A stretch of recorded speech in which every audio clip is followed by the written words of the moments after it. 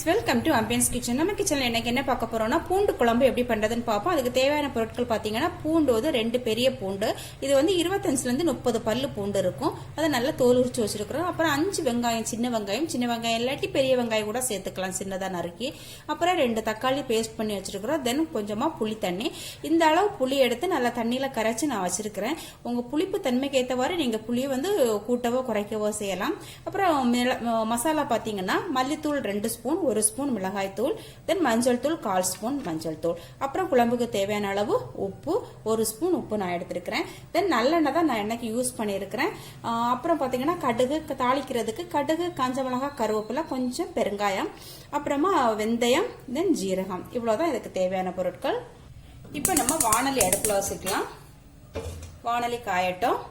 சட்டி நல்லா காஞ்சிச்சு. இப்ப நான் இதுல 1 குழிக்கரண்டி எண்ணெய் விட்டுக்கிறேன். நல்லெண்ணெய் தான் இந்த டிஷ்ஷுக்கு ரொம்ப நல்லா இருக்கும். நீங்க எந்த எண்ணெய் சமையல் எண்ணெய் யூஸ் பண்றீங்களோ அதை யூஸ் பண்ணிக்கலாம், ஒன்றும் பிரச்சனை இல்லை. இப்ப எண்ணெய் நல்லா காஞ்சிச்சு. இதுல கடுகு போட்டுக்கலாம். கடுகு வெடிச்சிச்சு. இதுல நம்ம எடுத்து வச்சிருக்கிற இந்த ஜீரகம், வெந்தயம், பெருங்காயம் சேர்த்துக்கலாம். காஞ்ச மிளகாய் சேர்த்துக்கலாம். கருவேப்பிலை சேர்த்துக்கலாம். இப்ப நம்ம எடுத்து வச்சிருக்கிற பூண்டு சேர்த்துக்கலாம். நல்லா வதக்கி விடுவோம். இது கூடவே இந்த சின்ன வெங்காயம் சேர்த்து வதக்கிப்போம். கொஞ்சமா உப்பு இப்ப சேர்த்துக்கலாம். இது நல்லா வதங்கட்டும். 4 to 5 மினிட்ஸ் ஆகும் நல்லா ஸ்லோ ஃப்ளேம்ல வதங்குறதுக்கு. இப்ப தக்காளி பேஸ்ட் சேர்த்துக்கலாம். ஓரளவு நம்ம பூண்டு வதங்கிடுச்சு. பூண்டு வந்து நிறம் மாறணும்னால அவசியம் இல்லை, நிறம் மாற வேண்டாம். இப்ப நல்லா ஒரு 3 மினிட்ஸ் வதங்கட்டும். இப்ப தக்காளி நல்லா வதங்கிடுச்சு. இதுல மசாலா போட்டுக்கலாம். மல்லித்தூள் போட்டுக்கிறேன். அப்புறம் மிளகாய் தூள் போட்டுக்கிறேன். மிளகாய் தூள் காரத்துக்கு ஏற்ப நீங்க கூட்டவோ குறைக்கவோ செய்யலாம். ஏன்னா ஏற்கனவே ஆல்ரெடி நம்ம வந்து காஞ்ச மிளகாய் எண்ணெயில தாளிச்சிருக்கிறோம். சோ மிளகாய் வந்து பார்த்து போடுங்க. அப்புறம் வந்து இந்த மிளகாய் தூள் சேர்க்கலன்னா நீங்க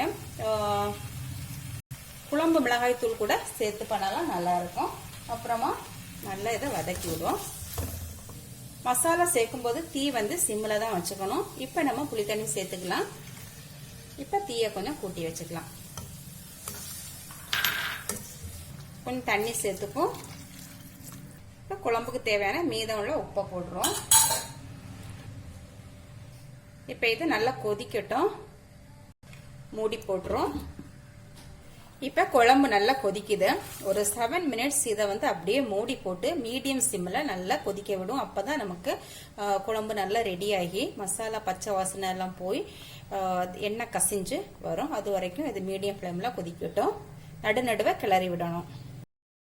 இப்ப 7 மினிட்ஸ் ஆயிட்டு நம்ம குழம்பு வந்து சூப்பரா ரெடி ஆயிட்டு எண்ணெய் எல்லாம் நல்லா கசிஞ்சு வந்திருக்கு பாத்தீங்களா. ஓகே, பூண்டெல்லாம் நல்லா சாஃப்டா வந்து நல்ல டேஸ்டா நம்ம குழம்பு ரெடி ஆயிடுச்சு. இப்ப வந்து சர்விங் பவுலுக்கு மாத்திக்கலாம்.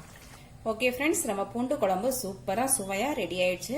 இதை பாத்தீங்கன்னா வீக்லி ஒன்ஸ் நம்ம வீட்டுல செய்து சின்னவங்க முதல் பெரியவங்க வரைக்கும் சோறு கூட வச்சு நல்லா பிசைஞ்சு சாப்பிட்டோம்னா இது ரொம்ப நல்லது ஹெல்த்துக்கு.